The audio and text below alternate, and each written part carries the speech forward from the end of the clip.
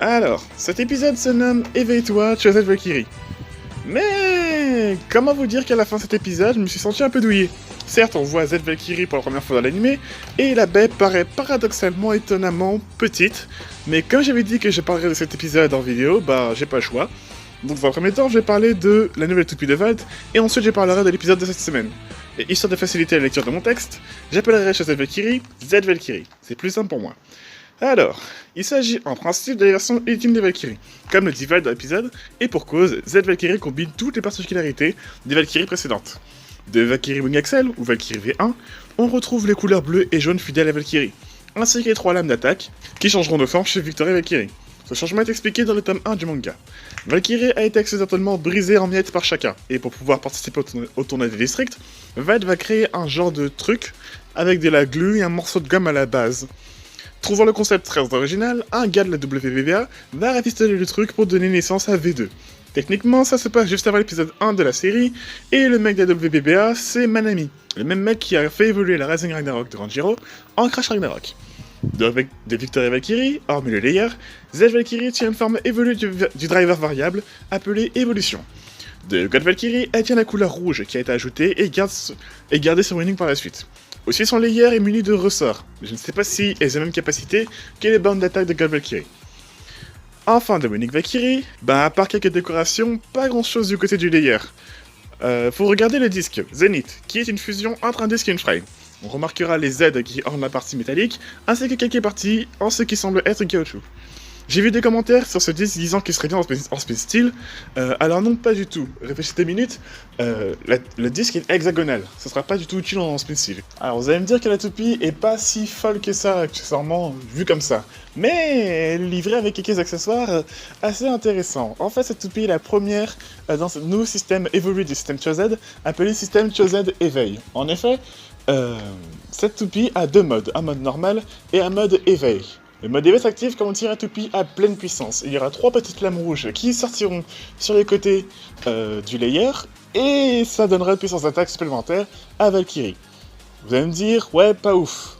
Mais, quand le mode éveil est activé, un petit clic rouge s'ajoute au don du disque, rendant le dernier clic des 4 clics de la toupie extrêmement dur à défaire. En gros, la toupie sera quasiment unburstable, en principe. Je vois déjà certains dire, oui, mais c'est de la merde, la toupie est trop pétée par rapport aux anciennes, c'est logique, je viens de vous dire, parce que c'est une évolution et qu'une toupie d'une nouvelle génération est censée être plus puissante qu'une toupie d'ancienne génération. En principe. Après, Valkyrie est certes actuellement la plus puissante des pataques, en principe, mais elle contient de nombreux défauts. Déjà à la variable, enfin évolution, c'est pareil. Elle est full attaque. Elle ne peut pas aussi accueillir de level chip. Ce que vous voyez sur la toupie, c'est une décoration. Après, je pense que les lames rouges font office de stabilisateur. Mais après, oui, avec un driver dash, ça serait un burstable, totalement pété. Mais comme j'arrête pas de répéter, il n'existe pas de combo ultime. Elle sera facilement bloquée par d'autres toupies. Enfin, j'espère. Faudra que je teste. Donc, avant de passer à l'épisode, en principe, nous avons aussi Choset Spriggan, qui fait partie de ce système Éveil Choset, mais ça j'en parlerai dans une autre review. J'expliquerai aussi pourquoi du comment elle possède encore Zeta et Zero, et pourquoi par rapport à Shu et Red Ice. Ce sera pour une autre review. Vidéo peut-être, je sais pas. Il y aura aussi peut-être une 3ème toupie, mais ça j'en parlerai à la fin de la vidéo. Passons à l'épisode. Donc déjà, on commence avec Aiga qui bat chaque membre du B-Club et du Runbay Gobi. Et il gueule parce que Aiga quoi. Nika propose de regarder la conférence de presse de Earth, histoire de changer les idées. Mais Earth se fout ouvertement de la gueule d'Aiga en direct live, augmentant ainsi son taux de salinité, et il ira même insulter Ranjiro.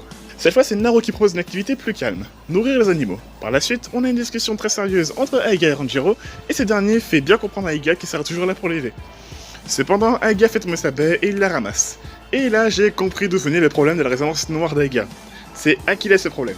Alors pourquoi, je sais pas trop, mais à chaque fois qu'Aiga part en vrille, soit il a sa toupie en main, soit il est en train de faire un combat. À chaque fois. Et ici c'est chaud parce qu'il a effrayé tout le Bay Club, ainsi que les animaux avec son aura, donc affaire à suivre. De retour en Espagne, Kyle vient chercher des noix à fruits et les deux s'affrontent. Kyle s'est fait humilier.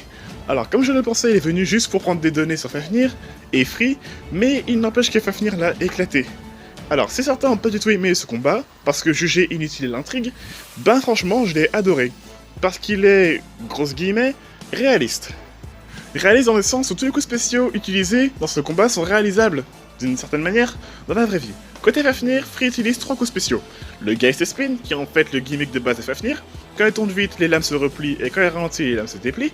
Le Geist Counter, qui est un nouveau coup spécial d'ailleurs, basé sur la Frame Proof. Et l'Absorb Break. Ces 3 attaques sont, dans une moindre mesure, tout à fait réalisables. En principe, le Chain Counter et les chaînes protection aussi. Sauf que la Sarkarbus a des dents assez mauvaises, ce qui fait que si elle se mange un mur ou un violent coup par une toupie de style Winning Valkyrie, elle va exploser. J'ai fait les tests et même avec des Troy Dash, elle a du mal à encaisser. Triste. L'épisode se termine avec Aega qui part pour le Dead Ground, un genre de gigant château façon royaume des duellistes. Il s'est rassis par Ranjiro et de son côté, Valt est reparti chez Taiga à Kaba pour consolider une nouvelle toupie. Un truc qui m'a fait rire, c'est que de 1 le dessin de Valt a 7 fois de la couleur, et que le dessin me rappelle un peu celui des Masamune pour designer sa Blitz Unicorno ou Blitz Striker dans Metal Master. Même si, ouais, Valt ne s'est toujours pas dessiné. Mais il précise quand même à Taiga qu'il veut une toupie qui soit la plus puissante des Valkyries. D'où le fait qu'elle combine tous les gimmicks de toutes les Valkyries ayant existé jusqu'à maintenant. Mais aussi ce qui m'a impressionné, c'est la vitesse de modélisation de Taiga. De quoi rendre jaloux Louis des Bay Brothers. Donc, mon avis sur cet épisode. Ben, je l'ai vraiment aimé.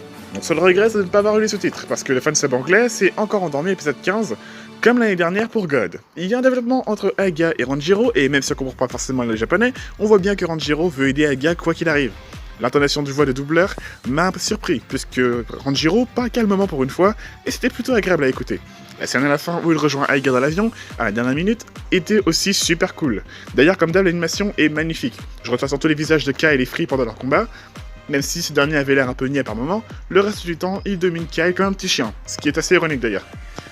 Après, un peu déçu de ne pas avoir vu Valkyrie en pleine action, et la baie me paraît un peu petite d'ailleurs. Enfin, nous avons un développement sur la résonance noire d'Aega, qui confirme bien que le problème vient d'Achilles. Le truc, c'est que Aega est conscient qu'il est acclimatisé, mais il ne se contrôle pas. Ça se manifeste souvent par des trous de mémoire, comme lors de son combat contre Faye, où il ne se souvenait pas qu'il avait gagné. J'ai aussi aimé l'OST de la saison 1 placé à la fin quand Valt arrive chez Taiga. Enfin bref, que du bon de mon point de vue. J'ai vraiment hâte de voir la suite, genre voir Ebel utiliser Orb Aegis, ou voir le type au masque s'il a bel et bien Ymitarios. Ça et plein d'autres trucs. J'espère juste que le Dead Ground ne sera pas un schéma de méchant revu et revu, la sauce Senseiya. Genre, on monte un étage, on bat un méchant, on monte un étage, le truc qu'on a vu plein de fois, y compris dans Metal Fight. Voilà, cette review est à présent terminée. On se retrouve à la Kill Expo le samedi 3, et je vous dis à la prochaine.